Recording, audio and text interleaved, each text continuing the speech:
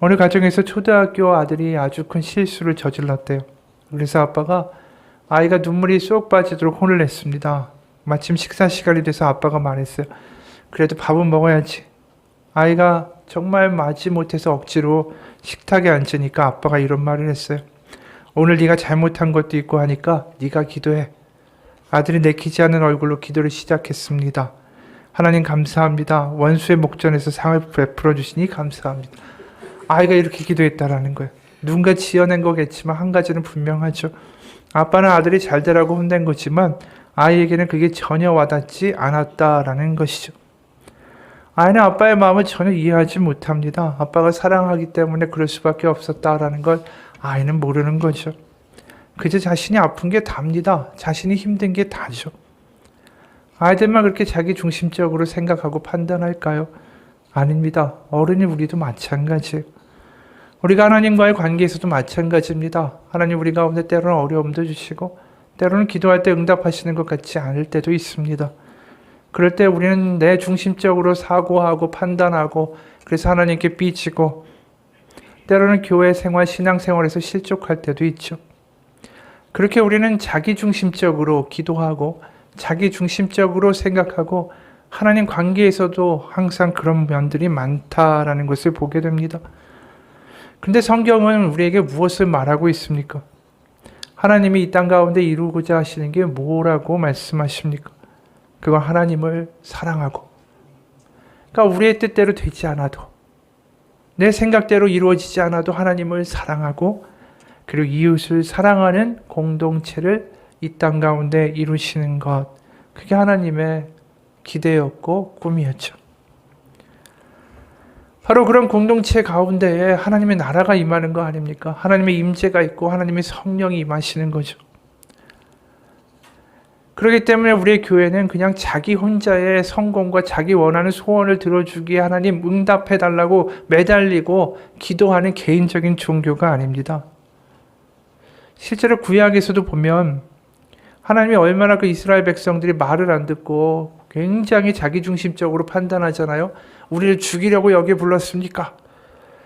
그러면서 끝까지 불평하고 불만하죠. 그런 엉터리 백성을 데리고 끝까지 마음고생을 하시면서 가나안까지 이끌어 가시죠. 그러면서 나라를 세우게 하시는 거예요. 도대체 왜 그러셨을까요? 이 못난이 백성을 가지고 뭘 하고자 그렇게 참아내시면서 끝까지 그들을 가나안까지 데려가셨을까? 그것은 그 땅 가운데 주변의 약육강식의 세상을 가지고 논리를 가지고 마구 살아가던 강대국과 달리 이 조그만 백성이 너무나도 세상과 다르게 하나님 한 분만 섬기고 이웃, 특히 고아와 과부와 나그네를 돌보면서 그렇게 살아가는 너무나도 주변과 다른 모습을 세상 가운데 보여주기를 원하셨기 때문이다라는 것이죠. 특히 이들이 노예였기 때문에 어려운 사람들의 마음을 알 수 있을 것이다 라고 더 기대하신 거 아닙니까? 그래서 너희가 나그네였고 너희가 종이었기 때문에 너희가 다른 어려운 이들을 돌보기를 내가 기대한다라고 말씀하셨죠.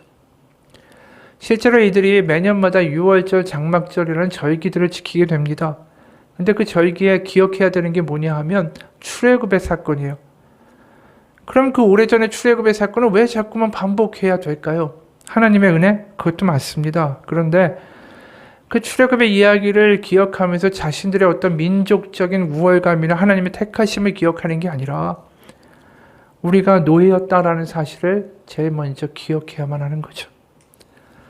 어느 민족이 늘 매년마다 기념하고 기억하는 그 기념의 이야기 가운데 자신들이 노예였다라는 것을 매번 상기해야 할까요? 자신들이 얼마나 뛰어난 민족인가를 이야기하는 그런 일반적인 나라들의 건국 신화하고 달리 노예였다라는 것을 늘 기억해야 하는 그 이스라엘 민족은 하나님이 바로 그걸 원하신 거예요. 너희들이 노예였기 때문에 너희들이 다른 어려운 이들을 돌볼 수 있는 자들이 될 수 있을 것이다라는 기대가 들어있다라는 것이죠. 자신들이 노예라는 것을, 그 노예였다라는 것을 아는 순간에 그래서 은혜로 애굽의 핍박과 노동에서 벗어났다는 사실이 다시 한번 마음에 되새겨질 때마다 그들은 주변의 사람들을 볼 때 그들이 남처럼 보일 수가 없는 거죠. 그들도 힘든 이들이고 그들도 하나님의 은혜를 필요로 하는 사람들로 보일 수밖에 없는 거죠. 그렇게 하나님은 하나님을 사랑하고 이웃에 대한 긍휼을 가지고 있는 그러한 나라, 그러한 공동체를 가나안에 만들기를 원하셨다라는 사실입니다. 그게 우리 교회라는 거죠. 지금의 교회를 보면 굉장히 안타까운 것들이 많습니다. 다 개인들이 자기들의 복과 자신들의 어떤 문제 해결과 성공과 잘됨만을 위해서 기도하고 바라고 간구할 때가 참 많아요. 간증도 많은 경우에 내가 얼마큼 헌금을 하고 어떻게 했더니 하나님이 이렇게 큰 복을 주시더라, 이러한 이야기를 하는 간증들이 너무나도 많아요. 근데 이미 앞에서 한 이야기처럼 정말로 하나님 보시기에 아름다운 간증은 뭘까요? 내가 하나님한테 더 간구하고 내가 이런 일들을 통하여 하나님을 더 사랑하게 되고 내가 주변 사람에 대한 긍휼과 사랑이 더 깊어졌다, 이러한 간증을 하는 것이 하나님이 보시기에 가장 아름다운 간증이 아닐까요?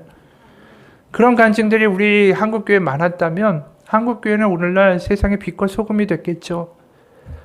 너무나도 기복신앙과 자기 원하는 것만 하나님 앞에 간구하며 그거 내가 거래해서 성공했다라는 그런 간증들만 넘쳐나니까 이 오늘날의 한국교회가 이렇게 된 거 아닙니까? 하나님이 이 가나안에 이스라엘 백성의 나라를 세우고 세상 가운데 정말 저희는 어떻게 저렇게 살지라고 놀라움을 던져주길 기대하신 것처럼 우리도 그런 삶을 살기를 하나님 기대하시지 않을까? 오늘 우리가 읽은 본문을 가지고 그럼 하나님은 이 교회를 세우시고 과연 이 교회가 이 세상 가운데 어떤 모습으로 하나님의 나라를 살아내기를 원하실까에 대해서 한번 살펴보기를 원합니다. 오늘 본문은 데살로니가 교회 교인들에게 사도 바울이 보낸 편지 일부분이에요.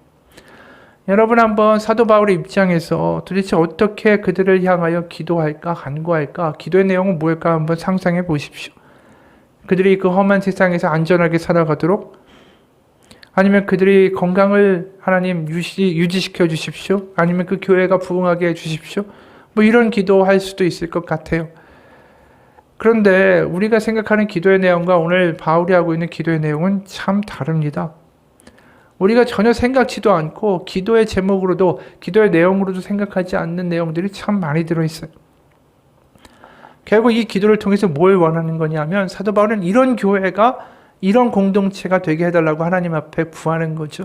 그래서 이 기도의 내용을 보면 결국 하나님이 원하시는 공동체의 모습이 무엇인가에 대해서 우리가 알 수 있을 것 같습니다. 그래서 그 첫 번째가 뭐냐 하면 그 하나님이 바라시는 아름다운 공동체에는 뭐가 있냐면 서로에 대한 감사가 있고 기쁨이 있다는 거예요. 서로에 대해서. 9절 10절 보면 우리가 우리 하나님 앞에서 너희로 말미암아 모든 기쁨으로 기뻐하니 너희를 위하여 능히 어떠한 감사로 하나님께 보답할까?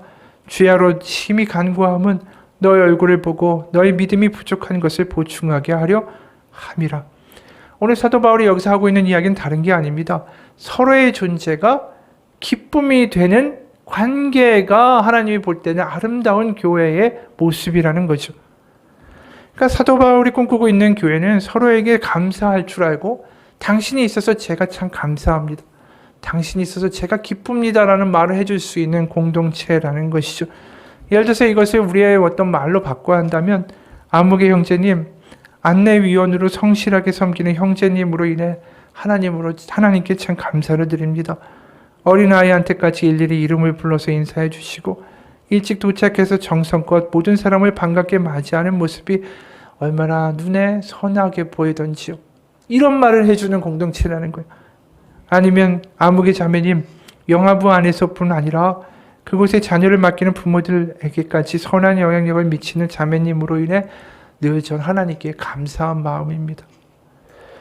여러분, 이런 말들이 우리 가운데 오갈 때 그게 아름다운 하나님의 공동체라는 거예요. 생각해 보세요. 우리가 부모의 입장에서 자녀들을 보면서 가장 행복할 때가 뭐냐면 자녀들이 정말 아름답고 화목하게 정말 잘 지내는 게 부모에게 큰 기쁨 아니겠어요? 그런데 하나님이 보시기에 우리가 이런 말로 서로를 기뻐하고 감사하는 모습으로 살아간다면 이것이 하나님한테 얼마나 큰 기쁨이 되시겠는가라는 거예요. 우리가 이런 기도해 보신 적 있으세요? 하나님, 저 이곳에서 이런 형제와 이런 자매들을 만나서 같이 신앙생활하게 해주시니 하나님 감사합니다. 이런 감사의 기도를, 또 이런 기쁨의 기도를 말할 수 있고 할 수 있다면 하나님이 그것 얼마나 기뻐하시겠어요. 그리고 또 우리가 주변에 나아가서 우리 형제와 자매들에게 이런 말을 할 수 있다면 그것이 서로에게 얼마나 큰 격려가 되겠습니까? 이것이 우리의 관계를 축복으로 만들어갈 수 있는 거죠. 여러분, 교회는 비판이나 정죄가 판치는 것이 아닙니다. 왜 그럴까요? 예수님이 이미 십자가에서 그 모든 것을 지고 가셨기 때문입니다. 우리가 할 일은 비판하고 판단하고 정죄하는 것이 아니라 서로를 격려하고 또 상대가 오늘 예수님의 은혜로 말미암아 이 자리에 같이 있는 것에 감사할 줄 알고 축복하는 것입니다. 서로를 깎아내리고 내가 더 높이 올라가려는 세상의 이야기는 너무나도 흔한 이야기 아닙니까? 우리가 모인 이 자리에서만큼은 좀 다른 이야기들이 나아갔으면 좋겠어요. 격려가 있고 위로가 심겨지기를 축복합니다. 정선이라는 개그우먼이 있어요. 그분이 이런 간증을 하더라고요. 내가 나이기가 꺾이고 나니까 전에는 가족이 짐인 줄 알았는데 사실은 굉장히 든든한 울타리인 걸 보게 하시더라고요. 어머니는 지금도 저를 위해 늘 새벽 기도를 하시는 분이지만 저는 사실 어머니의 신앙 뒤에 많이 숨어 있다, 또 숨어 있었다 해도 과언이 아니에요. 어머니는 한 번도 저에게 딸 인생 신세 망쳤다고 흔한 그 한국 엄마들이 말하는 관용어를 말하신 적이 없습니다. 너는 굉장히 특별한 아이기 때문에 너에게 특별한 미래를 하나님이 준비해 주셨어. 하나님이 너에게 그걸 감당할 수 있게 훈련하고 계시는 거야. 너한테 쏟아지는 축복들을 보통의 힘으로는 감당 못하니까 너를 좀 보통 이상의 훈련으로 길들이시는 거라고. 그렇게 말씀하셨어요. 그렇게 말씀하실 때 어쩔 때는 너무 짜증이 났어요. 나는 보통 사람으로 살고 싶다고. 근데 세월이 지나고 그런 말과 기도가 쌓이다 보니까 지금 우스갯소리로 말하는 건 엄마가 나한테 최면을 걸었다라고 말해요. 그런데 누군가에게 그런 최면을 걸어주는 거 참 필요한 것 같아요. 확신이 없는 상태에서 하신 말씀이 아니라 어머니가 기도하는 분이고 하나님과 끊임없이 대화하고 교제하는 가운데 해주신 말씀이니까요. 제가 다닌 중고등학교가 미션스쿨이었는데 집안이 오랫동안 불교 집안이었기에 교회 다니기 시작한 건 대학교 때 좀 기웃거리다가 개그맨 되고 나서 한참 힘들다 싶었을 때 엄마가 먼저 교회를 다니고 나서였어요. 주변에 어머니를 위해 기도해 주시는 분들이 많으셨대요. 중보기도로 어머니가 바뀌는 걸 보고 저도 믿음이 생겼죠. 그래서 중보기도가 중요하다는 거 그래서 알게 됐어요. 며칠 전 어느 교회 간증 가서 제 중학교 은사님을 만났는데요. 그분이 제 사진 붙여놓고 저 힘들 때 그렇게 기도를 해주셨다라는 거예요. 그런 기도의 흔적을 하나하나 느껴요. 7개월 만에 라디오 복귀할 때 방송국 게시판에 열의 아홉이 악플이던 날 하나가 불쑥 튀어나와서 이런 말을 해주는 거예요. 교회 앞 지나가다가 선희 씨 생각나서 기도했네요. 그러면 그 자리에 붙들려서 2시간을 채울 힘이 또 생기는 거죠. 또 내일을 기다리고 기대할 힘도 생기는 거고. 그렇게 충전 안 해주셨으면 저는 진작에 힘들었을 거예요. 이제는 하나님이 1대1의 만남을 원하시고 나도 직접 하나님 앞에 기도로 나아가는 것을 알아요. 그래서 내가 기도해야 되고 하나님이 내 기도를 기다리신다라는 것도 알게 됐죠. 이분의 간증을 보면서 느껴지는 건 뭐냐 하면 참 어려운 시기에 일어설 수 있었던 가장 큰 힘 중에 하나가 어머니의 기도, 중보기도, 그렇지만 특히 그 엄마 해준 말이 아니었는가라는 생각이 들어요.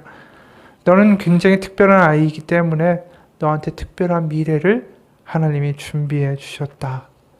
그래서 하나님이 너 그걸 감당할 수 있도록 훈련하고 계신다. 이 축복의 말이 맨 처음엔 뭘 그런 말을 하냐고 딸이 반응했지만 그 말이 결국 그 딸에게 믿어진 거 아니에요? 여러분, 오늘 사도 바울의 말도 굉장히 인상적이지 않습니까? 너희로 말미암아 모든 기쁨으로 기뻐하니 너희를 위하여 능히 어떠한 감사로 하나님께 보답할까 주야로 심히 간구한다라고 그랬어요. 너희를 하나님이 기뻐하셔. 너희가 있어서 하나님께 기쁨이고 나에게 기쁨이야. 이 말이 얼마나 그들에게 힘이 됐겠어요. 우리 특히 그 10절 후반부에 나오는 말도 인상적이에요. 10절 후반부에 너희 얼굴을 보고 너희 믿음이 부족한 것을 보충하게 하려 함이라. 이 말이 왜 인상적이냐 하면 이 데살로니가 교인들의 믿음이 온전하고 장성하고 모든 게 완벽하지 않다라는 거예요. 부족하다라는 거예요. 그래도 주 안에서 같이 살아가고 믿음 지키려고 애쓰는 그 어린 신앙의 모습이 사도 바울에게는 너무나도 감격인 거죠. 그렇기 때문에 우리도 마찬가지예요. 우리 주변 가운데 이런 말 하고 싶을 때 있어요. 야, 너 믿음이 왜 그거밖에 안 되냐? 야, 너 그렇게 놀더니 결국 하나님이 너 한번 치셨구나.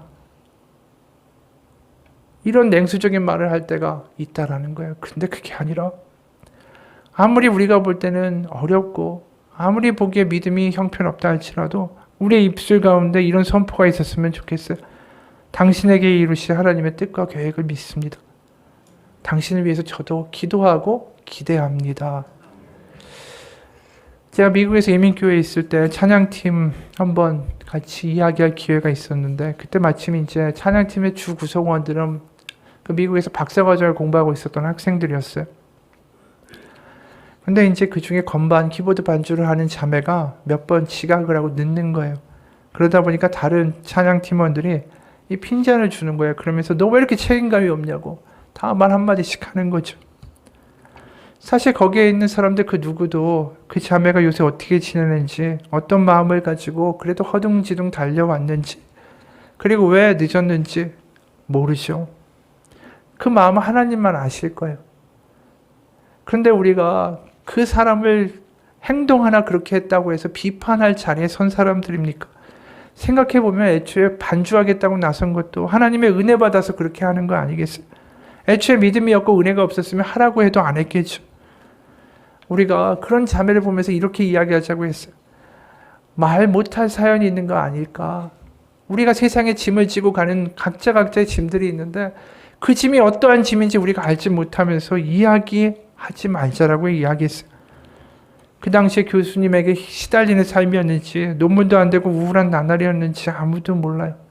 하지만 그래도 온 것 자체가 축복해줘야 되고 격려해줘야 되는 거 아닙니까?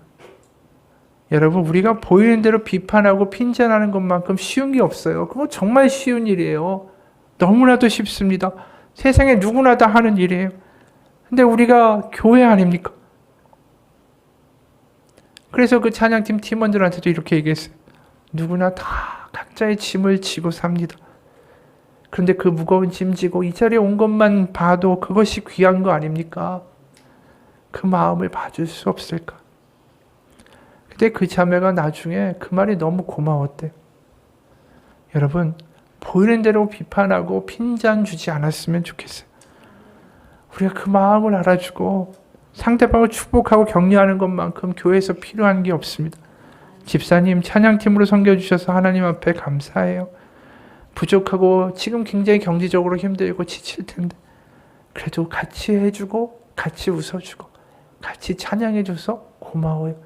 이 말 한마디가 얼마나 큰 격려가 되고 축복이 되겠어요. 우리가 주변에 이야기할 수 있는 것들이 얼마나 많은지 몰라요. 여러분, 우리 주변에 섬기고 봉사하는 사람들을 통하여 또 그들을 위하여 우리가 축복하고 기도해 주기 원합니다. 격려하기 원하고 그렇게 말하고 기도할 때 우리 교회가 달라질 것입니다. 하나님의 은혜가 임할 것입니다. 찬양팀, 성가대, 교사, 영상 또 섬기는 분들, 주방에서 또 그 밖에 보이지 않는 곳에 섬기는 분들, 그리고 교역자들 다 하나님이 보내주셔서 우리가 이 자리에서 만나게 됐고 같이 신앙생활하게 된 거 아닙니까? 서로에게 감사하고 축복할 수 있었으면 좋겠어요. 그게 사도 바울이 바라는 교회의 모습이에요. 그리고 두 번째로 사도 바울이 원하는 교회, 또 꿈꾸고 있는 교회의 비전의 모습은 뭐냐 하면 서로 사랑이 넘치는 공동체가 되고 서로가 믿음 가운데 서로의 마음을 굳건하게 하는 그러한 공동체입니다. 12, 13절에요. 또 주께서 우리가 너희를 사랑함과 같이 너희도 피차감과 모든 사람에 대한 사랑이 더욱 많아 넘치게 하사 너희 마음을 굳건하게 하시고.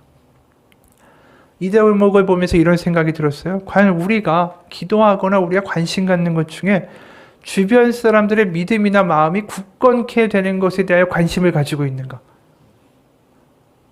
그냥 어떻게 보면 내 믿음 하나, 내 문제 하나 챙기기에 급급해서 과연 우리 주변의 사람들의 믿음과 마음에 대해서 과연 관심이 있고 그들의 믿음과 마음이 굳건케 되도록 우리가 노력하거나 기도하거나 관심 쓴 적이 있는가? 그런 생각이 들었어요. 누군가의 이야기입니다. 몇 년 전 큰 고민거리가 있어서 우리 교회 한 리더를 만났다.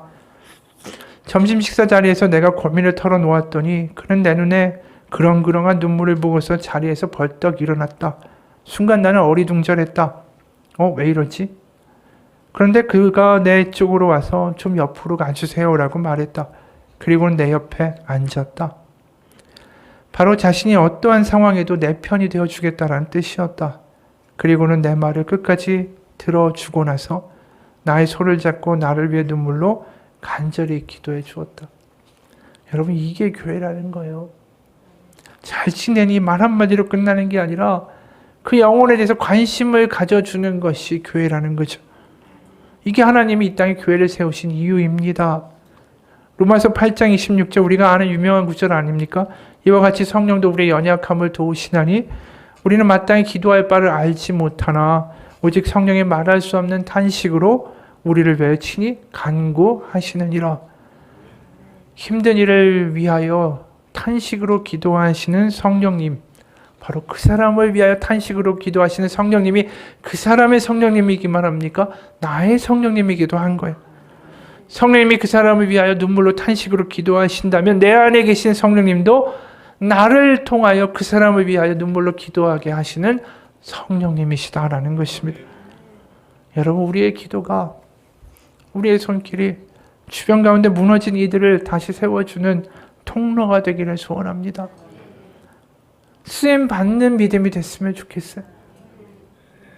우리가 아무리 힘들어도 그 쓰임 받으러 나아갈 때에 다른 이들의 우리의 손을 뻗어줄 때에 그것에 하나님의 역사가 반드시 있습니다. 한 부부가 길거리에서 만난 남자아이 하나를 집으로 데려갔대요. 아이의 아빠는 집에 없고 엄마는 정신질환을 앓고 있었어요. 아이의 모든 행동은 사람들한테 뭔가를 얻어내기 위해서 다 계획되고 계산된 것이었습니다. 아이가 영악했던 거죠. 자기도 살아야 되니까.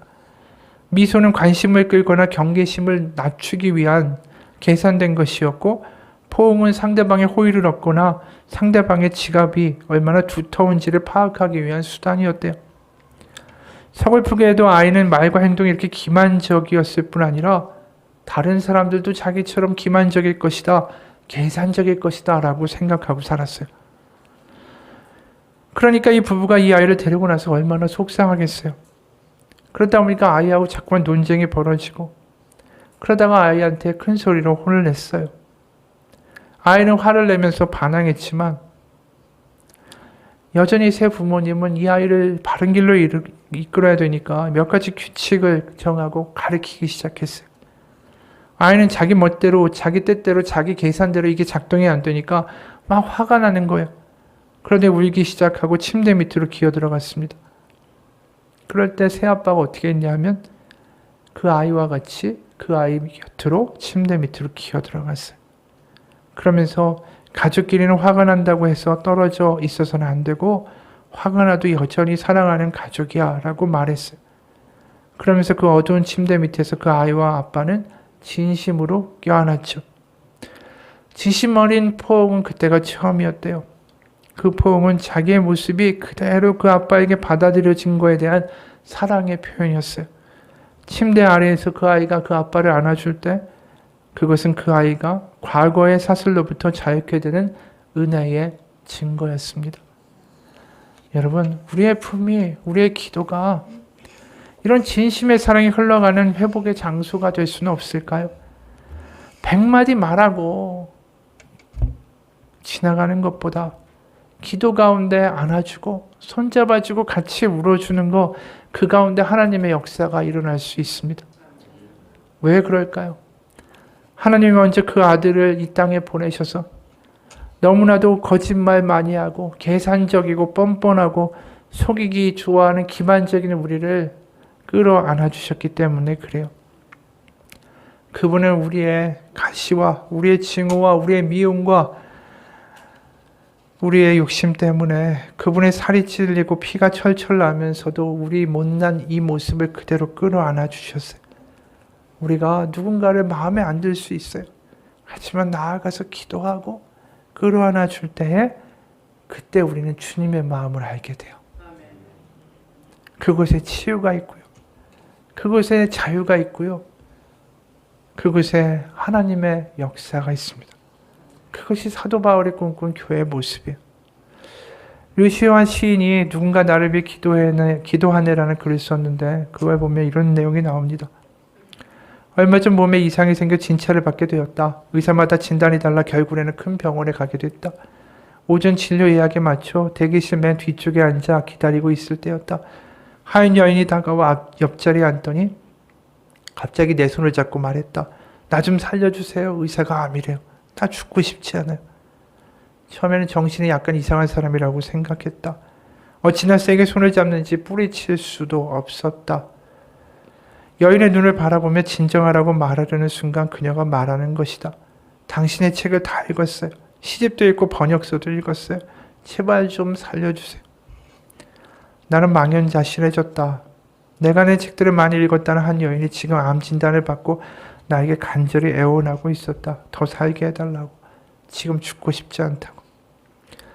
의사도 아닌 그저 작가에 불과한 나에게, 나 자신도 몸에 있어서 병원을 찾아온 그 사람에게 그때만큼 내가 무력하고 허약한 존재임을 느껴야만 했던 때도 없었다. 나도 힘주어 그녀의 손을 잡고 다른 손으로 그녀의 어깨를 쓰다듬어 위로해 주는 것밖에 없었다. 그녀는 그렇게 반쯤 나에게 안겨 대부분 큰 병에 걸렸거나 곧 진단을 받게 될 사람들 맨 뒷자리에서 숨을 죽이고 흐느꼈다. 내 이름이 호명되어 진료실에 들어갔다 나와보니까 여인은 가고 없었다. 대기실 주위를 둘러봐도 모습이 보이지 않았다. 간호사가 동그라미 쳐준 번호들을 따라 수납실과 체열실과 방사선실을 오가면서 살펴봐도 그녀는 보이지 않았다. 나도 곧 밝지만 환하지 않은 병원을 나서 초록무성한 6월의 햇빛 속으로 걸어갔다. 어느 한 여인, 어느 한 인생, 어느 한 꿈이 흔들리고 있었다. 타인에 불과한 내게 안겨 소리 없이 어깨를 들썩이며 어쩌면 아직 정점에 도달하지 못했을 그런 한 인간 존재가, 바로 그런 인간 존재가 아파하는 것을 보며 나도 그를 위해 마음으로 기도하게 됐고, 그럴 때마다 나 역시 마음의 치유가 되는 것을 느낀다. 다른 사람의 아픔을 위해서 기도할 때 그 기도는 우리를 달라지게 한다. 여러분, 어떻게 이런 모습이 나왔을까요? 이것이 바로 사람들이 다 아파하는 병원이었기 때문에 그런 거예요. 다 약해져 있고요. 내가 너와 다르지 않고요. 너도 아프니 나도 아파. 그 아픔들이 그 자리에서 다 공유되는 거예요. 여러분, 그게 꼭 병원이어야만 합니까? 그게 교회가 되어야 되는 거죠. 우리가 다 연약한 사람 아니에요. 다 부족한 사람들 아니에요. 서로 손잡고 기도해 줄 때에 나를 위로하신 하나님 성령님이 그를 위로하시는 역사들이 우리 가운데 있기를 원합니다. 하나님은 결코 우리가 이렇게 손잡고 나아갈 때 그 불쌍한 자식들이 아버지 앞에 나올 때 모른다라고 말씀하실 수가 없는 분이. 히브리서 5장 7절, 그는 육체에 계실 때 자기를 죽음에서 능히 구원하실 이에게 심한 통곡과 눈물로 간구와 소원을 올렸고 그의 경건하심으로 말미암아 들으심을 얻었느니라. 주님이 통곡하셨다. 이게 바로 우리를 향한 애통과 공감의 기도 아니었을까? 그래서 히브리서 4장 15, 16절에 이런 말씀도 있어요. 우리에게 있는 대제사장은 우리의 연약함을 통정하지 못하실 이가 아니요 모든 일에 우리와 똑같이 시험을 받으신 이로되 죄는 없으시니라. 그러므로 우리는 긍휼하심을 받고 때를 따라 돕는 은혜를 얻기 위하여 은혜의 보좌 앞에 담대히 나아갈 것이니라. 우리가 이 자리에 모여서 우리가 교회 신앙 공동체로 할 일이 뭡니까? 우리가 다 연약한 자로 우리의 손을 잡고 아버지 앞에 같이 나아가는 것, 그게 예배고 그게 기도입니다. 우리가 그런 모습으로 나아가는 은혜가 있기를 소원합니다. 누군가 어렵고 힘들다고 하면 그렇구나 끄덕거리고 넘어가는 게 아니라 그 아픔 가운데 한번 머물러 주시고 같이 기도하며 하나님이 함께 해주시기를 느껴볼 수 있는 우리의 믿음이 되기를 원해요. 우리의 믿음이 맨날 똑같은 자리에 머무는 이유는 한 발자국 더 나아가서 하나님의 마음으로 남의 고통 가운데 머물러 주는 시도를 하지 않기 때문에 그런 것입니다. 하나님은 교회를 세우셔서 우리로 하여금 그 일을 감당하며 네가 나의 손이 되고 나의 발이 되고 나의 마음이 되라고 말씀하십니다.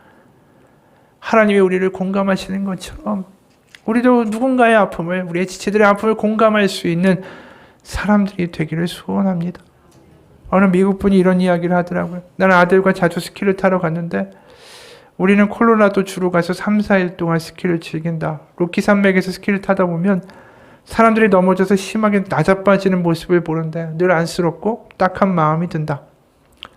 마지막으로 콜로라도주에 갔을 때 우리는 여느 때처럼 리프트를 타고 산 정상으로 올라갔다. 이미 내 실력을 추월한 10대 아들에게 너무 빨리 내려가지 말고 능력의 범위 안에서 천천히 내려가라고 잔소리를 늘어놓았다. 아들이 먼저 산 아래로 싹 내려가고 나를 기다리면 우리는 다시 만나서 리프트를 타고 올라오기로 했다. 마침내 정상에 이르니까 악마의 코스, 지업의 협곡과 같은 섬뜩한 이름의 슬로프들이 우리를 맞이했다. 우리가 처음 탄 슬로프에서 조금씩 조심스럽게 내가 지그재그로 내려가는 사이에 아이는 순식간에 직선으로 사라졌다. 보이지도 않았고 절반쯤 내려갔을까? 내 왼쪽에 누군가가 쓰러져 있는 게 보였다. 그 사람의 스키와 폴대는 사방에 나부러져 있었다. 아이고 딱해라. 그는 완전히 뻗어서 신음을 내고 있었다. 안타깝긴 했지만 내가 할 수 있는 일은 별로 없었다. 그때 갑자기 그가 누구인지 알게 됐다. 아들. 순간 나는 아들에게로 미친 듯이 달려갔다. 가서 보니 쇄골이 부러져서 심각한 고통에 시달리는 상황이었다. 나는 그 순간에 동정과 긍휼의 차이를 깨달았다.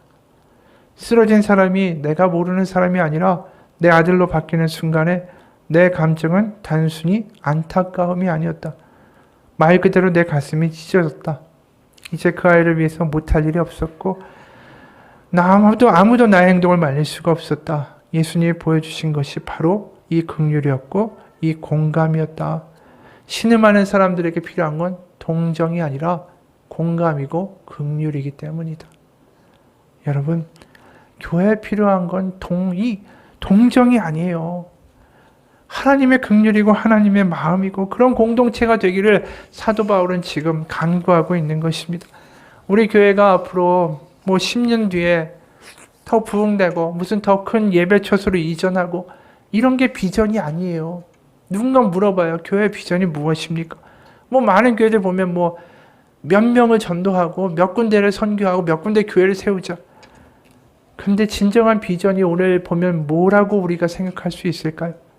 우리가 하나님 안에서 더 긍휼이 넘치고 믿음 가운데 서로 강건케 하며 서로를 세워주고 하나님 안에서 하나 되는 것. 그게 사도 바울이 바란 교회에 대한 비전이고 그것이 우리의 비전이라는 것이죠. 그럴 때 그곳에 하나님의 나라가 있고 하나님의 찬양이 있고 하나님이 주시는 감격이 있는 것입니다. 그러면 부흥은 따라오는 것이죠.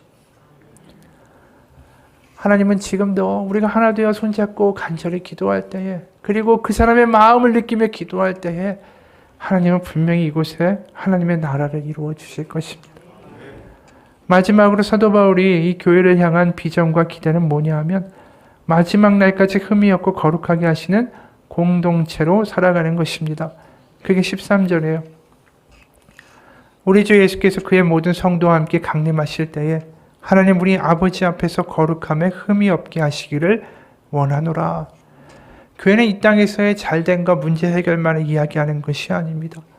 영적인 것을 이야기하는 것이고 영생에 대한 이야기를 고민해야 되는 거예요. 우리가 보이는 거, 우리가 느끼는 거, 우리 눈앞에 있는 게 다가 아니라는 것을 깨달으며 하나님을 다시 한번 하늘나라를 볼 수 있어야 하는 것이 교회라는 것이죠. 어느 선교사님이 이런 간증을 합니다. 아프가니스탄에서 같이 교제를 나누는 영국 친구가 있었다. 오래전부터 이곳에서 교사로 섬겨온 친구인데 어느 날 동료 교사들과 거리를 걸어가다가 오토바이를 탄 괴한이 지나가면서 난사한총에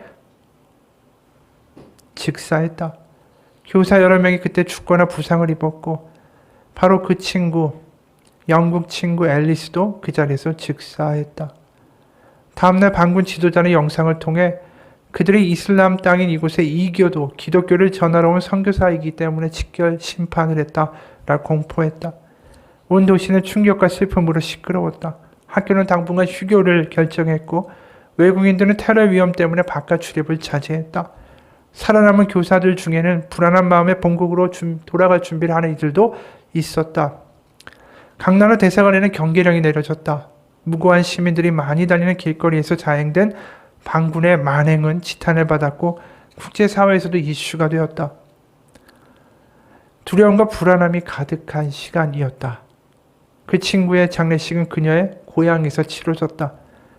가족과 친척과 친구들이 그 자매가 하나님의 부르심을 받아 이 땅을 떠난 것을 슬퍼하며 눈물의 시간을 보냈다. 그때 그녀의 아버지가 자기의 딸을 위해 입을 열었다. 방송 인터뷰에서 그는 눈물을 머금고 이렇게 말했다. 내 딸을 위해 울지 마세요.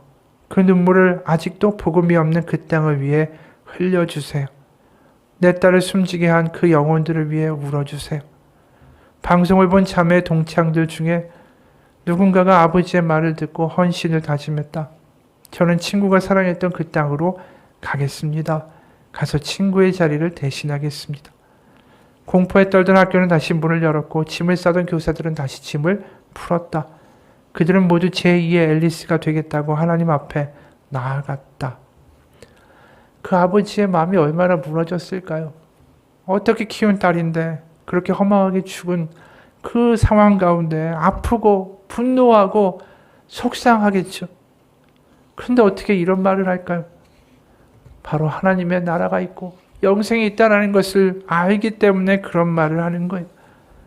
우리가 하나님을 믿는 신앙의 공동체이기 때문에 세상에서 똑같은 반응을 하고 똑같은 말을 하는 것이 아니라 하나님의 나라를 이야기하고 영생을 이야기할 수 있는 공동체가 됐으면 좋겠습니다.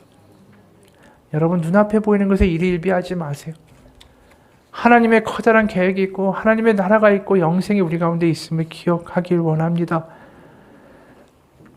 그것이 바울이 꿈꾸는 교회의 모습이죠. 특히 우리가 에베소 6장 11절에서 17절을 보면 전신갑주의 이야기가 나와요. 여러 가지가 있죠. 투구를 쓰고 띠를 띠고 신발을 신고 방패를 가지고 검을 가지고. 근데 이것을 읽으면서 우리가 착각하는 게 이게 개인의 영적 무장이라고 생각해요. 영적 싸움을 하기 위해서 우리가 단단하게 투구를 쓰고 갑옷을 입고 신발을 신고 띠를 치고 그리고 검을 들고 나아가자. 근데 이것은 정확하게 말하면 로마의 중장 보병을 가리키는 거예요. 영화를 보면 이 중장 보병들이 혼자 그렇게 갑옷 입고 나아가는 게 아닙니다. 각자 방패를 들고 대오를 이루었습니다. 이 PPT 사진 한번 보여주시겠어요? 그러니까 저렇게 앞에 다 방패로 가리고 위는 또 방패로 가리고 그러니까 사방이 다 탱크처럼 되는 거예요. 그리고 이렇게 전진을 하면 사람들이 감당을 못하죠. 그럼 그 방패 사이로 긴 창을 내거나 칼을 내밀어서 상대방을 공격하는 거예요. 그러니까 사도 바울이 중장 보병의 이야기를 하는 이유는 뭐냐 하면 교회가 이런 모습이라는 거죠. 서로가 연결되어 있는 거예요. 서로를 지켜주는 거예요. 전쟁터에서 만약에 이 진영 가운데 빵꾸가 나게 되면은 하나가 빵꾸 나면 다 무너지는 거예요. 서로를 부축하고 쓰러지면 이렇게 세워주면서 나아가는 모습이라는 것이죠. 그게 영적 전쟁의 모습이라는 거예요. 나 혼자 영적 전쟁을 하는 게 아니라 우리가 같이 하나님의 나라를 위하여 이 땅 가운데 부름받은 자로 같이 영적 전쟁을 해나가는 파트너들이다라는 것이죠. 힘들어서 낙심한 지체를 이렇게 세워줘야 되고 충만한 지체는 다른 사람들의 짐을 지고 나아가야 되는 것입니다. 서로를 탓하고 비난하는 것이 아니라 우리가 한 몸이 돼서 서로를 이렇게 세워줄 줄 알아야 되는 것이죠.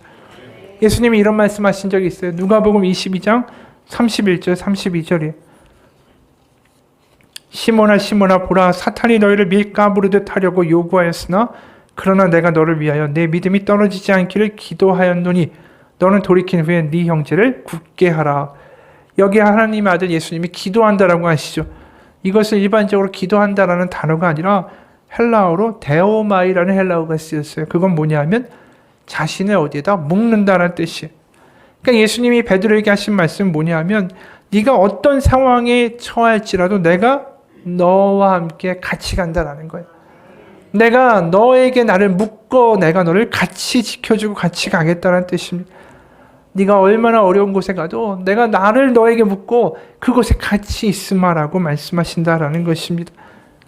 여러분, 이게 교회고 이게 신앙이고 이게 믿음이에요. 예수님이 그렇게 하셨죠. 우리도 마찬가지예요. 서로를 이렇게 세워주고 같이 중보하면서 하나님 앞에 기도하며 나아가는 거, 그게 우리의 교회의 모습이라는 거죠. 여러분, 그렇기 때문에 우리가 중보하며 기도하는 것 자체가 얼마나 중요한 건지 모르겠어요.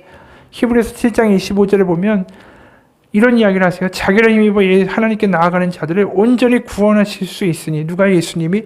이는 그가 항상 살아서 저희를 위하여 간구하심이니라.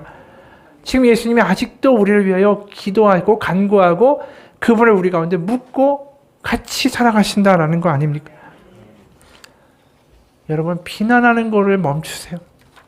비난하는 것만큼, 판단하는 것만큼, 정죄하는 것만큼 하나님이 마음 아파하시는 일이 없어요. 교회를 가장 흔드는 일이 바로 그거예요.